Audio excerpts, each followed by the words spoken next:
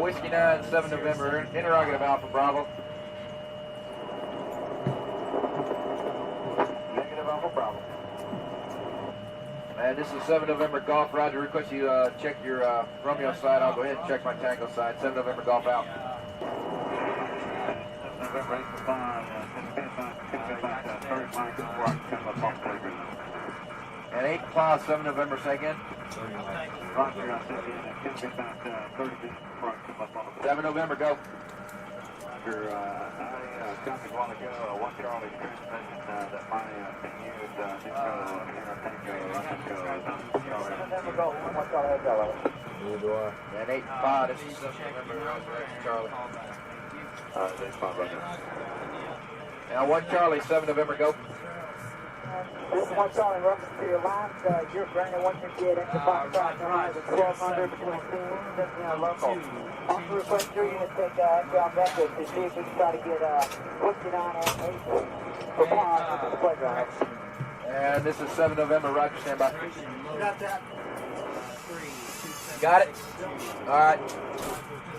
And all units, this is 7 November Golf. My unit Alpha, Echo, X-ray Alpha, Alpha in there.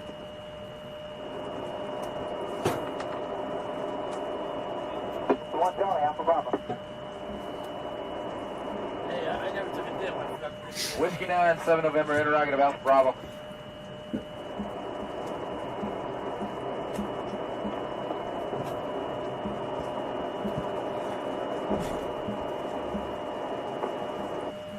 Whiskey 9 Yankee, 7 November Golf, over.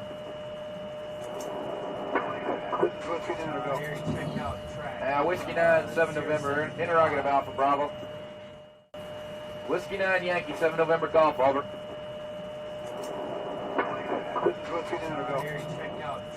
Whiskey 9, 7 November, interrogative Alpha Bravo.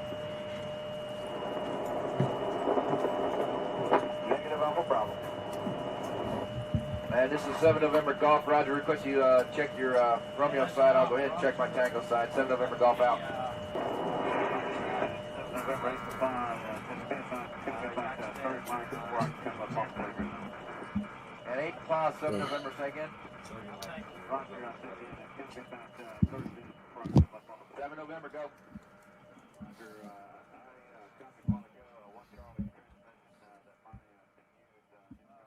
All right, we are live right now. Welcome to the channel. All channels, TheCivDiv, Veterans Info Tap, David Piatek's channel on VA housing, education, and on Veterans Daily. I'm sure we're live somewhere else. I just don't know about it, but we're live. If it exists, we're on it. You're going to see our beautiful faces. We're also all three of us sick at the same time. No, we don't sleep together. It just kind of got around, I guess. But hey, Trump has been in office for about 72-ish hours now. We've had a chance to look at some nominations and the Senate hearings all throughout Congress. You know, Trump has signed many executive orders, and yes, a lot of them do affect veterans, and that's what we're going to talk about here over the next hour. And now I'm just going to rip the Band-Aid off type of guy. I'm just going to jump straight into this. There is a bad guy in Trump's cabinet, believe it or not. I don't care if you support him or not. There's a bad guy when it comes to being a veteran, and that, in my opinion, is Russell Vought.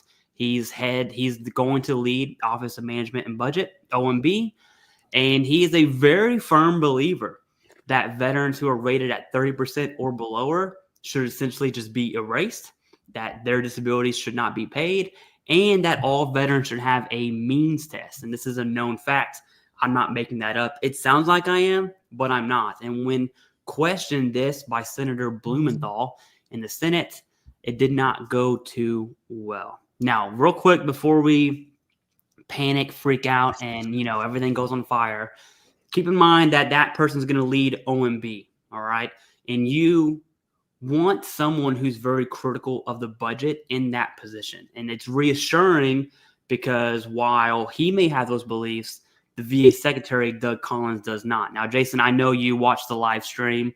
I know you restreamed it on your channel. I did the same thing. I watched the entire stream of Doug Collins. It was almost 3 hours. It was miserably long. But I'll tell you from my opinion, I think Doug Collins, after that hearing, is a great choice for the VA. all of his answers were spot on. It's what you want the VA secretary to answer. And I know this is a big ask, especially from politicians. But if Doug Collins can keep the same composure he had during the Senate hearing the next 4 years, or even after into the next administration, I think veterans will be in a really great spot. Those are my initial thoughts on Russell Vought. Not good in my opinion. Doug Collins, double good in my opinion. I want to know your thoughts on. And I know I just kind of threw a bomb right at your face. Right. I agree. So one, Russell Vought, and so he is, again, Office of Management and Budget. So the OMB, and that is directly for the president. So it's in the executive, portion. Then we also have, keep in mind, we have the Congressional Budget Office as well, which is kind of like the congressional version of that same type of thing. And, the Congressional Budget Office has not historically been a friend to veterans with regard to benefits. So it's going to be, I think, a bit of a two-ended candle here, right? Burning on both sides with that same message. And I think that they are actually going to feed off of each other a little bit and get excited about that type of stuff. Not to mention when you have an administration that's saying that, look, we want to trim the fat. We want to cut things back. And for the greater good, yes, we get it, but let's leave veterans alone. Okay, let's get that part straight. But I get it. I understand where they're coming from with that. And again, I'm going to take it with somewhat of a grain, anything that comes out of there with regard to slashing veteran benefits or what have you, hopefully, because at the end of the day, these types of messages come out consistently. Especially, I remember the last few years of the Congressional Budget Office have just been a nightmare. They talked about means testing. They talked about, slicing and carving off stuff. So having somebody like Doug Collins, I really do believe that he is a stand-up guy who is going to stand up against any of those types of suggestions, we'll call them. That hearing was very good. Everybody on the Senate committee, Veterans Affairs Committee, voted in favor for him, with the exception of one, which was Hiroko or whatever her name is from Hawaii. Yeah, don't even get me started on her. Yeah, whatever. And this is the political world, right? So it's easy to say no when it's going to pass. So it's like, I'm just going to say no because of my stance on X, and which is fine. Look, at the end of the day, we all three here know you can't please everybody. It's just, you're not. I read through my comments and look, I'm not pleasing everybody, right? I do my best, but it is what it is. I just do what I can. So think about it at a much larger level.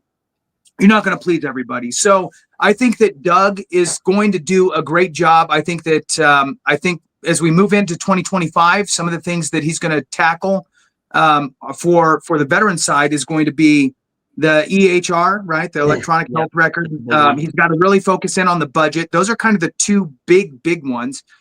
3 is going to be infrastructure within the VHA specifically, and then the coordination of that VHA, the Veterans Healthcare Administration, and providing healthcare services in conjunction with number 4, which is community care.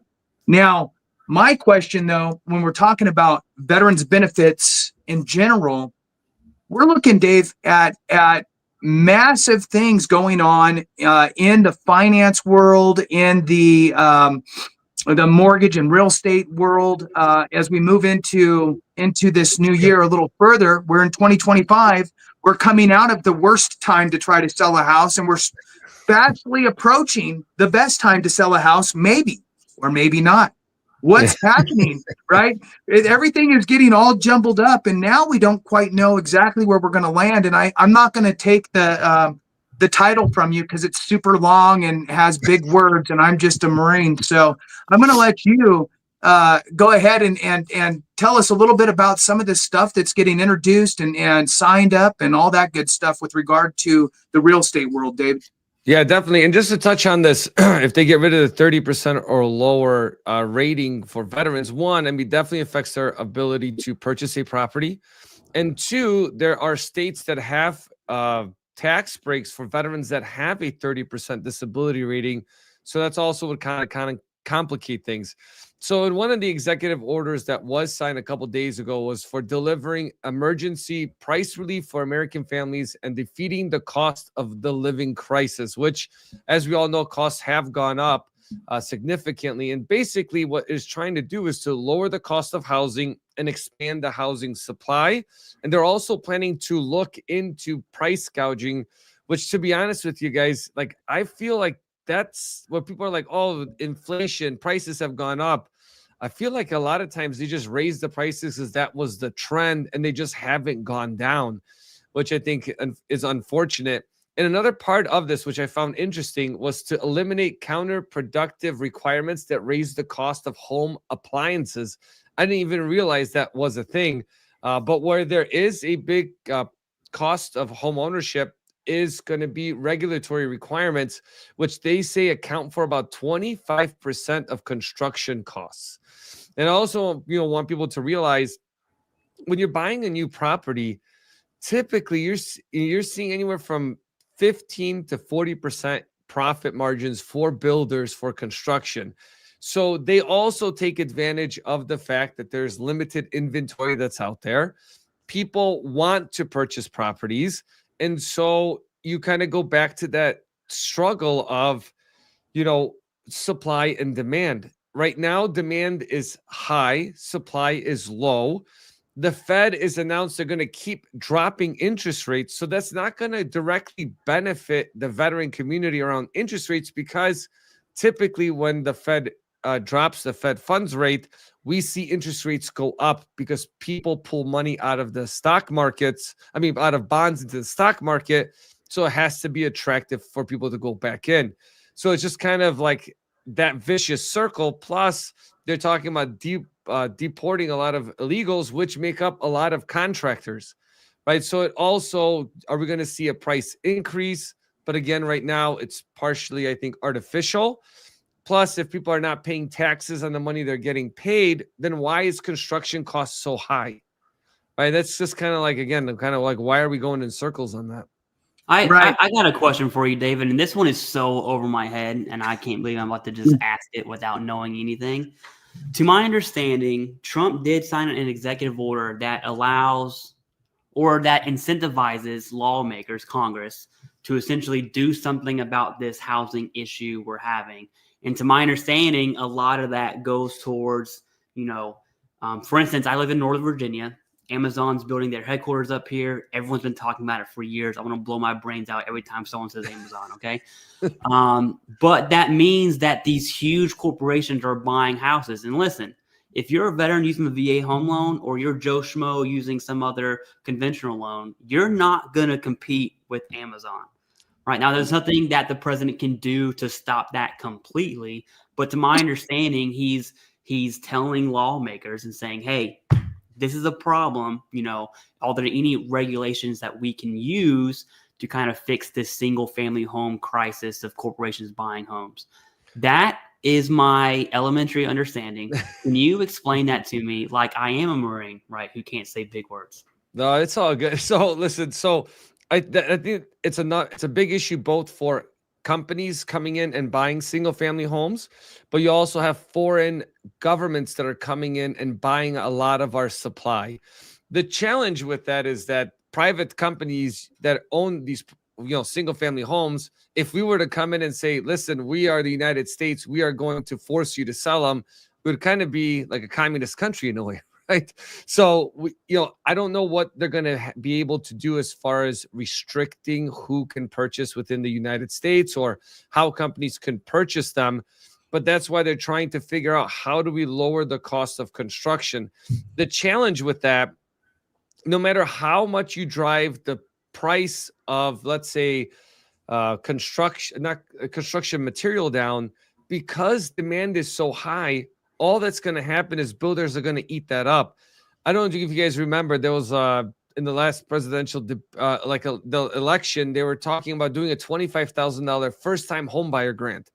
And I got a lot of builders that I know, and they just laughed. They're like, "We're just going to increase our prices by 25,000, right?" Like, not to be negative, but like that's just the reality of it, just because of how many people want to get into it. And if they drop interest rates, the challenge is going to be is that once again, the divide is going to be bigger because people that have been on the sidelines are going to jump in, and that's going to negate any savings with rates going up by competition. Right. So I'm not sure how they're going to be able to control the cost, because I feel like it shouldn't even be a political issue. It's a supply and demand issue. Right. So, well, and I think that what happens though is this, it actually really boils down to the local elected officials, your county elected officials, your city elected officials, because they are the ones putting in, say, like slow growth initiatives, that type of stuff. They're not allowing these building permits to happen. They're not allowing mass production of homes. So therefore they're controlling the supply, keeping it suppressed. Meanwhile, the demand is there, driving the prices up. So I think it's a combination of several things. And I think from the federal level, it's very difficult. It's very difficult to do something that's impactful with regard to housing prices at a national scale. The only thing you could probably do is, one, incentivize the localities, right? Whether it's a city, a county, whatever, to incentivize them in some way to reduce their regulatory aspects, reduce their fees, their costs, whatever, and supplement that with federal funds, right? And then also maybe incentivize them to have a better balance when it comes to supply and demand. It's hard though, right? I mean, it's kind of like the VA with the healthcare facilities and going, okay, well, where do we think veterans are going to be 10 years from now? Yeah. Are they all moving? Do we need to start building this now? You can't build a master PUD, planned unit development. You can't build a master planned unit development in 1 year based on the population that's today. You got to think, what's it going to look like 6 years from now, 10 years from now? And then you start building it out. So, what are your thoughts on the local level, David, as far as the supply and demand issue, I think? Yeah. So, to touch on that's a great point, Jason, is that it really comes down to a local level. And the partnerships I've seen between contractors and cities where they basically do subsidize the housing costs to build these units. One, people have to qualify for them, right? So you have to be you have to fit that box to be able to purchase in it. And normally they come with restrictions that you can only appreciate your property so much every year. They will also restrict on how much, when you sell the property, how much equity actually goes to the owner of the property. So it's not really free exchange of real estate. It's somewhat controlled in that perspective. But that's why, I did a video on purchasing land. It's one way that you can get into home ownership, at least early on, to be able to purchase land over time, pay it off, and then leverage that to do a construction loan and build your dream home versus in Arlington, Virginia, where the average home is probably $1.5 million. 30 years ago, it was farmland. So again, but it also takes some visionary to do that. But definitely, that's why in certain areas it is very affordable. Where the average starter home now is about $200,000, but you really have to look for that. And I have not seen a house in a major city that's $200,000. Right. Yeah. I do want to chime in here real quick. So first off, I have no idea who's from what channel, but if it helps one of it helps all of us. So thank you. We appreciate that. Kirby, new member, welcome to the team here. Richmond Veterans Help, welcome. Thank you for being a member. We appreciate that. Mike Huss, I'm just going to say it like that. Hopefully I pronounced it right. Gina Lagarce, welcome. Then we have a super chat. It says Trump's answer to $825.5 billion. That's a lot of money, by the way. Being wasted is to get rid of telework and hiring freezes. Telework had nothing to do with that, but got the blame. So that directly affects me because I am a federal employee, at least for right now. And there is a mandatory go back to work thing happening, which sucks, right? But it goes into leasing that building, and I think that's what Jason was getting. It's the same issue with the VA, right? Leasing these buildings, all that costs money. Now with employees, you're looking at benefits and all that stuff. And I do want to go back to, you mentioned something, Jason, and I don't want to go too far before we forget it, is during the Senate hearing for Doug Collins, and I know we're getting away from VA housing right now, but the entire Senate hearing, like 99%, was all budgetary VHA focused. Mhm. Almost all of it. It was very little disability. Very, very Right. little. What that tells me is, hey, I think disability is safe. I think the priorities are hardcore budget, VHA, staffing, looking at where are we going to put VHA facilities. If we're going to expand VHA, if we're going to double down on community care, that's probably what's going to happen in my opinion, as I see it. And so I just see everyone commenting in the chat, you know, my genuine thoughts on VA disability. I think disability is safe, right? Russell Watson, OMB, keep him over there. Just like how you have Bobby Kennedy disagrees with Trump almost on everything, but he's gonna be talking about energy. Keep him over there. Keep Russell Vaught over there. We want Doug Collins. Leave us alone. That's what we want, right? And I'm trying to comfort the chat now because I see crazy comments on disability on that one. But okay, sorry. Thank you for the members. Thank you for the super chat, Jason. What do you got? Yeah, you know, one of the things that that he did talk about, and it might have been missed by some folks because it was just a quick little blurb, and I'm not going to nail down the quote, but the real thing here is when it comes to VHA and the adding of community care, he's saying basically he's not taking away from VHA. All those facilities, right, still going to be happening, all that stuff. Make the community care aspect a little more robust. But one of the things that he mentioned in there, Clay, and I don't know if you saw it or heard it or not, was when he mentioned the joint partnership with the civilian sector, right? So there's a clinic, there's a hospital, whatever, got empty space in that community. Let's fill that with VA employees. And maybe it's a 25-75 split. 25% is VA employees seeing veterans, right? That's a great, I think, kind of hybrid version of getting the care out there. At the end of the day, and this message has now transcended both administrations, which is we need to take care of veterans where they are. Literally, why make them drive 2 hours, right? If you can allow them to be taken care of via community care or at a joint facility, and why not do more DOD joint facilities, right? There was also some conversations on making that transition, which everybody watching this and all of us here can absolutely agree that the handoff between DOD and VA really doesn't even exist, right? No, it doesn't. So, Yeah. I mean, it's at least there's a couple things now that are there, but I mean, it's still nowhere where it needs to be.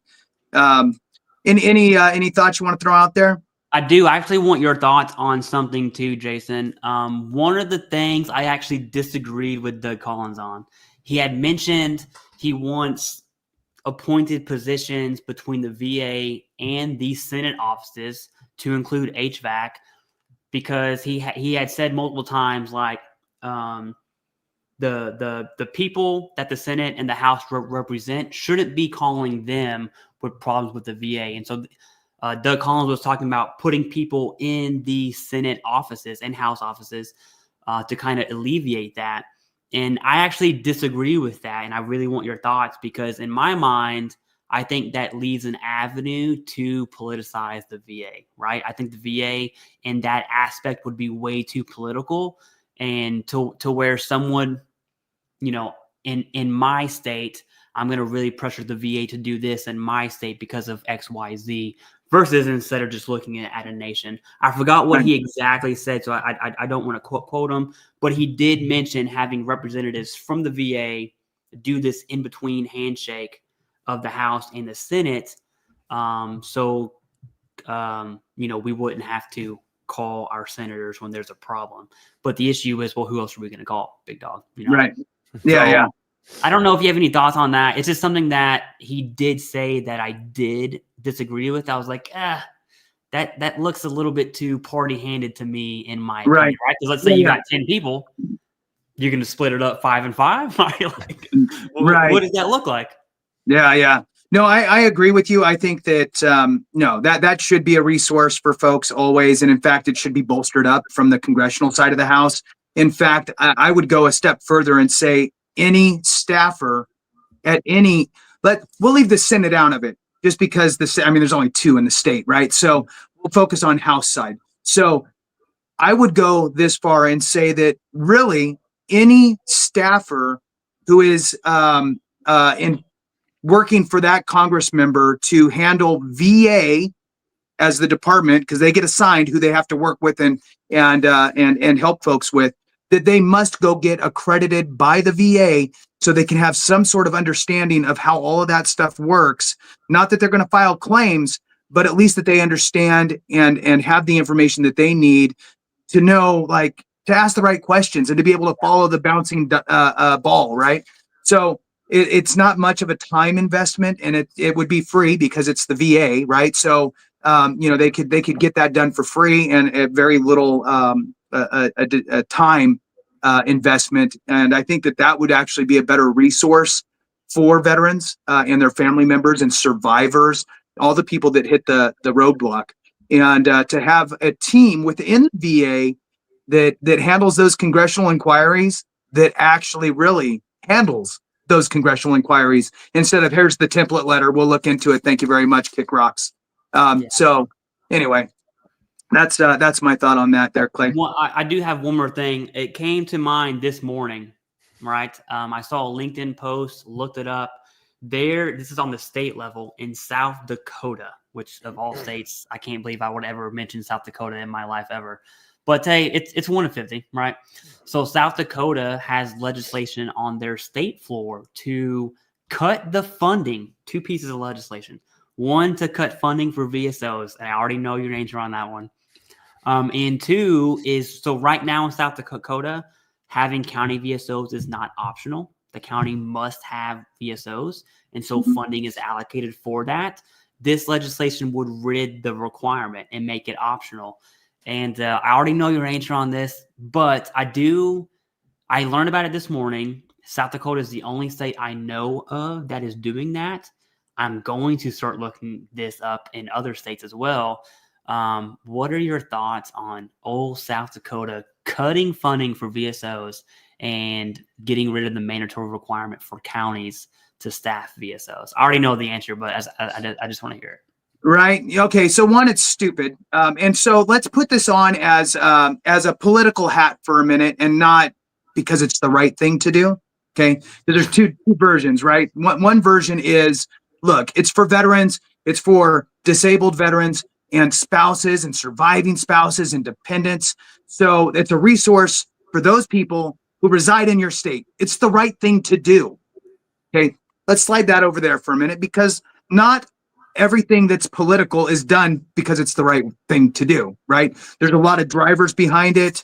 And if you look at, and I was going to pull up the numbers real quick. I will before we get off of this, though, because now I'm curious. If you look at the top 3 veteran populated states, and this is something that I've talked about before, why do states offer VA, their own state veterans benefits, right? Like the tax exemption, the hunting licenses, the parks, the whatever it is, right? The motor vehicle registration waiver. Why do they offer these benefits, right? Is it really because it's the right thing to do? Well, sure, but it's because veterans are bringing in billions of dollars into the states every single year from VA disability compensation. So South Dakota, from just a what's financially smart to do, is actually invest in VSOs, get your VSOs to be proactive and get out there and work with the veteran community, get them in, make sure that they're rated appropriately, help them get their ratings increased or help them file their first rating, dispel the myths out there with regard to VA benefits, and help these people, in addition to surviving spouses, which is just a horrible group that is completely forgotten in the VA world, and help them get the compensation that they've earned, right? As a veteran or a surviving spouse, right? Through dependency indemnity compensation. And in turn, that money will come into your state and be spent in your state. I'll tell you, the one thing that veterans are really good at is not saving their money. They're going to spend it and they're going to get taxed on it in the state. So from that perspective, the states understand this and they want to keep veterans in their state. So they provide these other little benefits and these resources to keep that cog moving. Now, I got a question for David because I was rambling and we went off there. Sorry, David. No, but I like it. It's good. We need to get the information out there. Right? I know you don't have a crystal ball, David. I get it.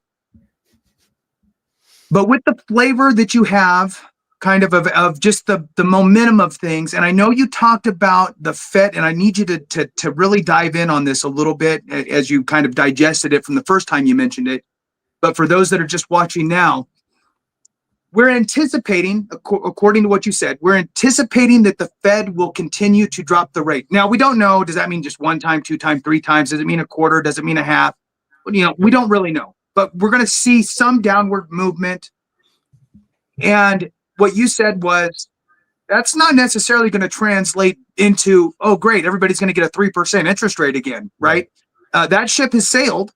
And I want to get your take on, I guess, and you've talked about this before, so I'm going to try to lead you into this, is if somebody is thinking about buying, is there this magical thing they should be waiting for? Or what should they do if they don't own today with all these things happening?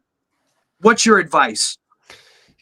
Great question. So this is the challenge, I think, for a lot of people, is that I don't have a crystal ball. Neither of you have a crystal ball. But if there's somebody out there that has this magical crystal ball that says, hey, in 11 months and 3 days, interest rates are going to be this, and then the housing demand is going to be this, and it's going to be the best time to get in, you're never going to get into home ownership.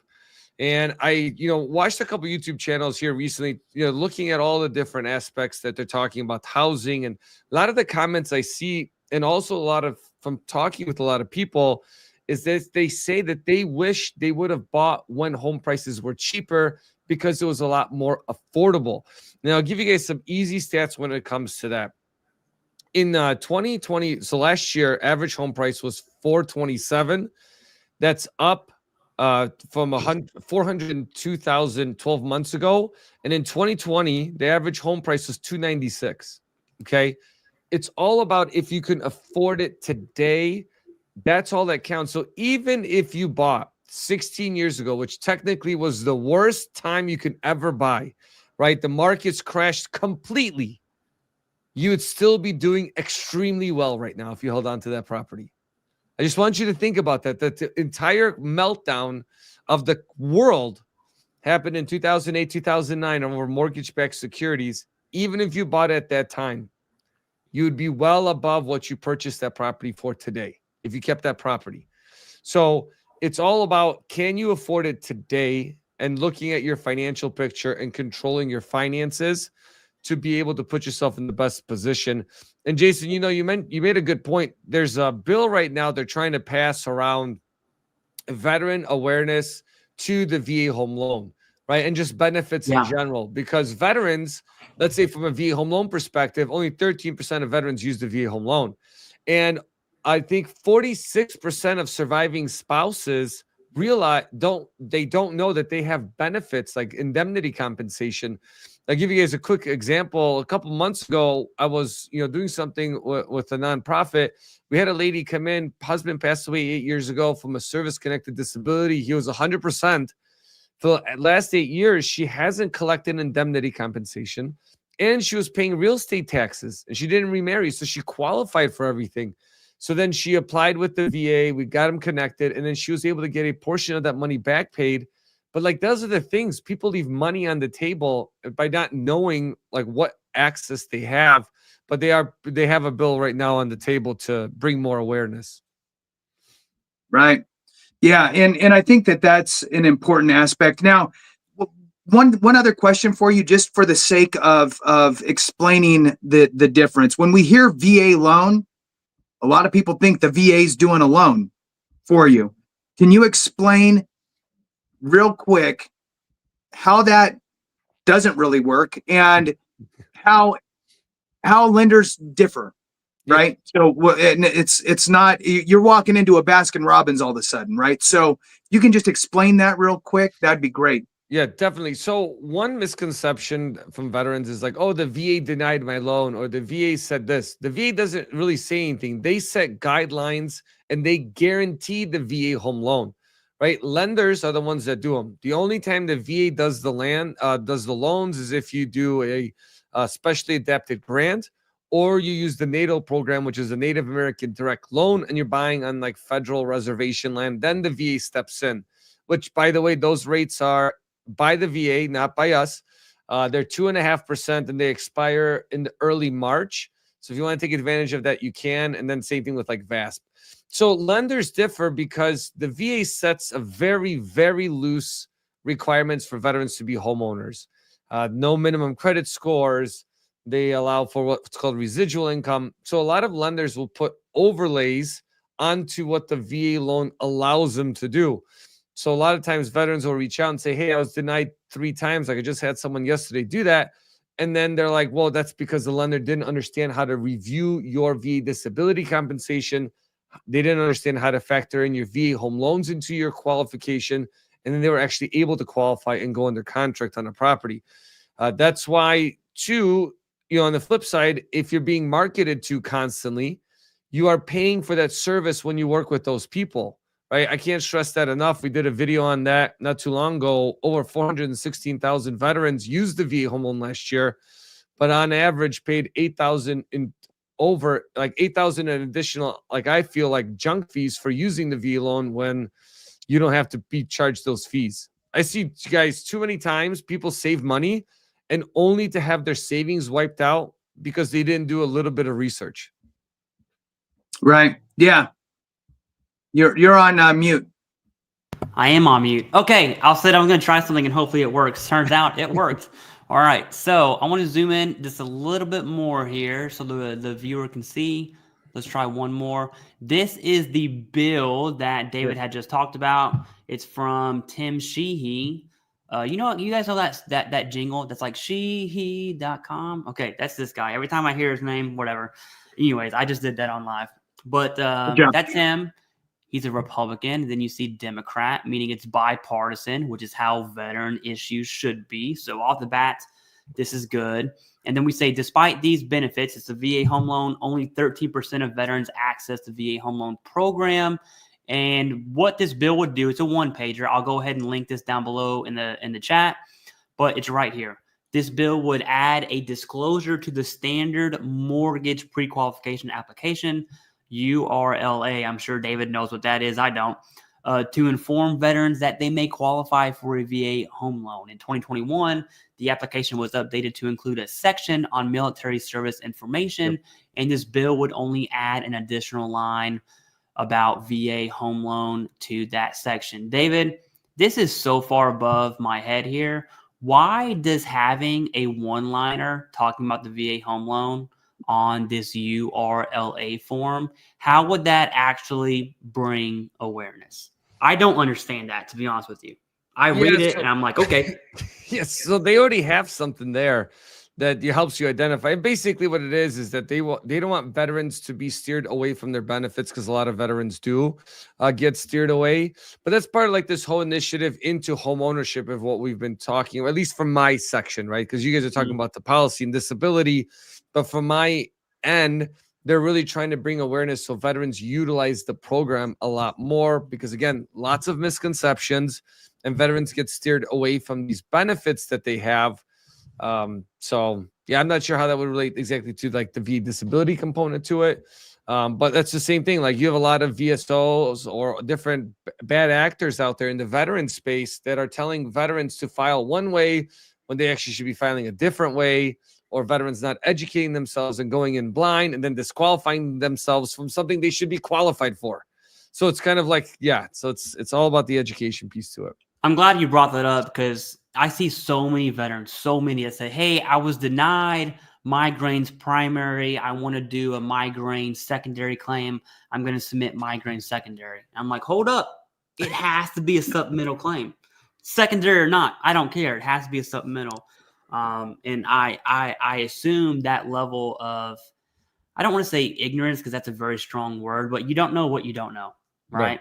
And I can tell you that I didn't know about the VA home loan. The only reason I even used it is because our realtor was like, hey, you have the VA home loan. I was like, sick, nice, you know? And I assume there's a lot of veterans that have that same mindset too. You know, you don't know what you don't know. And I definitely wouldn't be able to live in the house I live in now if I did not use the VA home loan for sure. That's all I got. Yeah, so that's definitely why it's a huge benefit with everything that's going on, prices and everything else in that perspective. Yeah. Right. You know, I wanted to throw out a little information on VASP. I did see, I saw a little comment and I heard it in the dialogue here. So I wanted to just throw out VASP is the Veterans Affairs Servicing Purchase Program. And what this is this is the result of a disaster within the VA. The VA had a COVID forbearance, essentially, that they were allowing lenders to allow veterans to not make payments on their mortgages while they went through whatever was happening in their life. They lost their job, whatever it is, certain circumstances allowed them to be entered into this COVID forbearance. And the idea is that after X number of months, let's say you're qualified for 12 months of don't make a payment, they'll add those 12 months to the end of your loan. Well, the VA pulled the rug out from under everybody toward the end of it. And people who were partway through weren't able to actually get that missed payments put to the end of their loan. So they still owed that money, which subsequently led to foreclosures for some folks, foreclosure process, all of that type of stuff. Sadly, some people did get foreclosed on, lost their home. Some people sold their home. Some people maybe went into a loan modification and took a higher interest rate with higher payments just to save their home. Anyway, months went by. They developed VASP, Veterans Affairs Servicing Purchase Program. And according to the VA, they're assuming that it was somewhere around 40,000-ish veterans that could have been impacted, and they could potentially help with a 2.5% interest rate over the remaining term. The VA essentially becomes the servicer and of the loan at that point. And I don't know who you make your payments to, but I'm just throwing it out there for folks that if any of that sounds like a situation you were in or are in, reach out to the VA and ask them about VASP, and they can drive you to the right person or phone number or what have you to see if this is something that you could potentially qualify for. Just want to throw that out there. A question for you, David, is when we look to now, when we talk about mortgages, it's all over the board. It could be a refinance. It could be a purchase. It could be a cash out refinance. It could be I'm buying a multi-unit property. It could be I'm leaving my current property. I'm going to turn it into a rental and I'm going to go buy another home that's bigger, badder, better. And all of these could be VA loans, which is just crazy to me. One of the things that are always concerning, or that is always concerning for folks, is money out of my pocket, right? How much money do I need to save up, not just for down payment, but also for closing costs? One of the biggest fees out there is the VA funding fee. I'd love for you to just touch on the VA funding fee, and I'd love for you to touch on kind of a closing costs-ish, high-level overview, just so people are aware. For sure. Yeah. So with the VA funding fee, it's the only fee that gets rolled into the mortgage. Now, if you have a 10% or higher disability rating, you don't pay that funding fee. That's why also another big benefit of the 10% or more So if, back to our earlier conversation, if they change that to 30 or less, you don't get anything. Does that mean at 40 or higher, they would have to change that? So there's a lot of implications around that. And for folks, it's about, on average, it's about 2 to 3% of a purchase price to buy across the country, right? So you can ask for seller credits because lenders, sellers can give that to you. And really, like, the winter time is the best time to purchase if you're looking for that. Sorry, guys. This cold is not going away. So yeah, it's just going to really depend on how that makeup is and where you're buying in the country. But I have a question for you guys, because I've been seeing and talking with the VA a lot, just because we do a lot of presentations with them. And I know that the hiring freeze that's happening right now, they put in a piece, I guess, even firing or not firing, rescinding offers from people that were supposed to be starting February 8th and on. Do you guys see from like a, people's waiting times for the VA disability to be processed? Do you guys think you're going to start seeing a delay in that? So this is something that Doug Collins was asked. I mean, he did give an answer. I'll paraphrase his answer, but people should really go check out what he says just to get it from the source. Pretty much, to my understanding, at least to what has been preached to us during the Senate hearing, is that the hiring freeze in no way, shape, or form affects veterans receiving benefits. And that was very point blank, straightforward. Now, is that the case? I don't know. I guess we'll find that out. Right. Also, to my understanding, I do know that I'm a federal employee. Hiring freezes happen all the time, multiple times a year for various agencies for various reasons. I assume this is when the torches pass off and you have a new cabinet coming in. There's going to be a firing freeze for various departments, the VA probably being one of them, right? That's my assumption, but that's what Doug Collins said about that. Yeah, that's all I got. Right. Yeah. When it comes to the freezes, and yes, you're right. They did put in essentially exemptions for 300,000+ employees as being mandatory. When you're looking at these types of things, oftentimes, if it has to do with healthcare, you can basically say, yeah, we're exempt from that because of the services that we provide, and we need to stay on top of this stuff because it's life and limb type of situations here. So that's one thing. And my take on that, and what I would argue if I was running the VA, would be all of my VBA employees that are involved with awarding claims are opening the doorway to VA healthcare. So they're just as important. In fact, if we don't get these claims through and we don't get these people approved for their VA benefits on the compensation side, that door to healthcare could be closed for them. And now what? Not on my watch. Sorry, all of my leave me alone.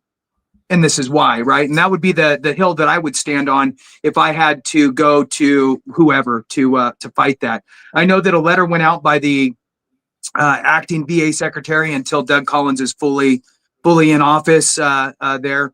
But yeah, 308,000 are exempted, and yeah, we'll see what happens. I hope we don't see any sort of adverse effects, and if we do, I expect some loud voices from the veteran community, the VSOs, and the VA directly. Now, it's also a weird thing. It's also a weird thing when it comes to the political world, right? Mm-hmm. Because it's hard for the VA secretary to quote unquote lobby for themselves and what they want to get done. It's kind of this weird, it's a weird dynamic, right? Behind closed doors, there can be those conversations, yeah, in certain circumstances, but they can't run out and go, hey, I need everybody to say that we want to do this. It's a weird environment, right? So we, at the end of the day, we can't rely on anybody to do it for us, right? We need to be that loud constituency. Yeah, I got something for you, David. First, we have a super chat from rawest nanny diva ever. She's from my hometown. I'm never gonna forget that name. So I know you're from Louisville, Kentucky, and it's not a question. I'm gonna turn her super chat into a question. It says, never ever use my home loan. I need help with that. I pay $1,600 a month the past 8 years. Embarrassing. I assume that's for rent, which does suck. Yeah. Now Louisville is an area where there is affordable housing. Now it depends on where you want to live. Everyone knows the East End. If you don't know, David, the East End, so you have Louisville. The further away you get from Louisville on the east side is towards Lexington. That's good houses. Literally everywhere else is poop. Okay.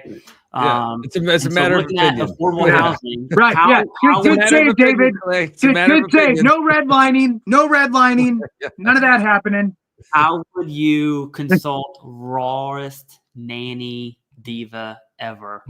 And how could you help her? And real quick, she also says, I'm an RN and got the freeze email. I assume you mean you work for the VA as that. So thank you. We're going to be hired by the VA. Well, so she obviously has a career in the healthcare field. We know healthcare workers make good money, especially RNs with the level of certifications that they have. So what is your advice to her in home ownership in Louisville, Kentucky, the one and only? They got great bourbon. I stop by there when I travel and pick up bourbon at the stores there. So, but I would just say like the easiest thing to do is really just if you're interested, schedule a call with me in the description. Happy to walk you through that process. Cause like, for a lot of veterans, especially in your areas where, $1,600 a month is kind of like that starter home for a lot of people, right? You're talking probably around roughly a $200 to $250 price point property. So it's definitely achievable to be able to get into home ownership at that price with today's market for sure. All right, now I appreciate it. Yeah, no worries. And rawest nanny diva ever. I'm trying to say your name every time I read that. Thank you very much. We definitely appreciate that. I have a hard stop at 7, which is in 9 minutes, and I kind of wanted to hand you the floor, David, and talk about. We've done multiple streams with you. We've both done multiple videos with you here on Veterans Daily, on our own channel, TheCivDiv and Veterans Info Tap. This is you have 8 minutes to go. What is it that you do for veterans? I get that question all the time, right? Like, why do you work with David? What does he do for us? So I kind of just want to give you the floor and just say, hey, what is it that you do for veterans? So what is it that I do? So I am a loan officer. I do help veterans utilize the VA home loan. I'm a service member myself, been serving for the last 16 years in the Guard. So I got a couple more years to retirement. Can't wait. And, the reason I did the channel is because out of my own frustration of trying to use the VA home loan. I was in the lending now for forever, but just never really focused in on the veteran space. Joined the military later in life, and just seeing like guys in my unit just get wrong information. I was like, this has got to stop. Like, I got to do something about that. So, I had the idea of creating the YouTube channel, which is really just education based, right? Like, give you as much info as you can absorb about the product. And then, you can leverage it, use it how you want to, think about it, let it marinate, and then reach out when it's time. So we've been blessed in a way to help a lot of veterans in the community become homeowners because of that. And if they can't buy today, setting them up for success down the line. Really, that's kind of been the most important aspect, because too much misinformation is out there, right? Even if you're like filing for VA disability, it's the same thing. Like, that's how I came across you guys, trying to find my benefits. And I know, Clay, you just did like a post like, hey, if anybody is interested in sharing some videos on and I'm like, you know what? I'm just going to reach out to Clay and see what's up. Like, yeah, and we did it. We did do that. Literally, that's it. And I'm like, hey, this is kind of what I do. Because a lot of times, for veterans, it's about not one aspect. Like, I want VA disability. Okay, well, that's one thing. Well, do you understand what's happening in the landscape of policy? Right, Jason, you're coming in explaining how that works. You have disability. You're understanding what the changes are. We need to get involved, right? We need to get, as veterans, if we sit on the sidelines, guess what? Number one, our population is drastically reducing over the next 30 years. Veterans are going to be like a couple million, like from 20-some million to a couple million veterans are going to be left in the next 30 years. So if we don't stay, aware of the benefits that we have, how do we pass on generational wealth, which is also going to be with real estate. And that's why I just have such a passion for it, just because, I'm first generation born here. Like we didn't have this opportunity back home. Yeah, joke's on you. We're all going to be veterans because World War III is going to happen, and Yeah. my mom's going to be a veteran. My grandma's going to be a veteran. Everyone is. Dude, Everyone's gonna don't be. worry about that. There's going to be no shortage. No, you make an absolute solid point, and we have another super chat from Ross Nanny Diva Ever. I can't not pull these up. So seriously, way too much. Thank you. I definitely appreciate that. Says you always forget me. I'm Stacy. What up, Stacy? No, I've been trying to get into VA for years. I teach a program at Fairdown. Oh, okay, because you had mentioned that you're an RN. All right, I just assumed you work for the VA. Yeah, but yeah, it's things that I'm so glad you brought that up because I remember I was trying to grow the channel and have other creators on the channel, which did work. I had my friend Jay there, not Jay as in Jason, the other one. He was darker in pigment. Okay. And so I had my friend help me. I had David was uploading videos to the channel. And then just through the years, now we have this amazing partnership. And I assume it's beneficial to you. And I wouldn't, just like I wouldn't tell my son to do something I wouldn't do, I wouldn't tell you to do something either. I think a few weeks ago, I sent David my mortgage statement and was like, dude, I have no idea what any of this is. I just kind of bought the house because I could. Okay. Help me. Right. And we went through the numbers and David didn't charge me a single penny for that. And he's not going to charge you a single penny for that. And so if you hit him up, his contact information, his contact information is down below. And then if you want to get into home ownership, you can go with these mega companies, and I won't name them for legal reasons. Yeah. You can go with these mega companies that's going to charge you advertising fees and all these other fees, or you can go with a veteran like David, who's also still in the National Guard, who genuinely has your back. So, you know, there's a reason we work with David. That's why we're big fans of living below your means. Not at your bald head. That's what I thought you were going with, the bald head. Yes, and of all three of us, he has the least hair, right? That is a fact. And you know what? I'll leave you guys with this on that. So, Clay, I'm going to use you as a good example because you inspired myself when we were talking. So, you know, if you don't mind, I'll kind of share Clay you can share whatever we talked about except for dollar figures. So Clay basically reached out on a very positive, like in a very good question of, hey, how do I pay off my mortgage faster? Right. And we went through the numbers and it wasn't actually that much to go from a 30-year mortgage to a 15-year mortgage payment. But the amount of savings that you have from that is astronomical. And so, you know, I'm working with Jay, you know, with Clay on this, and I just bought my place a year and a month ago. And I was like, and I never even have time to look at my own stuff. I'm like, just pay the bills. I got to get rolling on my videos and everything else in life. And I was like, you know what? So while I'm on the phone with him, I changed my mortgage payment to a 15-year. And I'm like, you know what? I'm going to change it because of the amount of money that you'd be, I was going to save was just astronomical. So it's just like, it's the small tips that save you money on a day in, day out basis. And, you know, for me, it's how do I save people money? How do I get them to something they want to be? And on your guys' end, it's how do we get the benefits that veterans deserve, but they don't know how to like really go through that process and access them. So like, that's kind of like where the rubber hits the road between us to be able to actually do these videos and get information out to just fellow veterans. Yeah. That's all I got. Jason, do you want to lead us out? And I do have a question for you from Nikda. Says, where's the rooster? And I've asked myself this too, because I usually hear him a lot when we do Veterans Daily content. I haven't heard him the last few days. Is he alive? Can you confirm this? Yeah, he is alive. He is alive. He's a little ninja. You know, sometimes he'll get cocky, and try to sneak up behind me and jump on me, man. He's a little bit, I'm willing to say aggressive on this, and he would be dinner except for too many people like him because they don't have to live with him. So so he's still alive. He's just, I think he's asleep actually right now. So lucky for me, I get some quietness. So one thing I did want to, that I promised I'd throw out there is the numbers for South Dakota.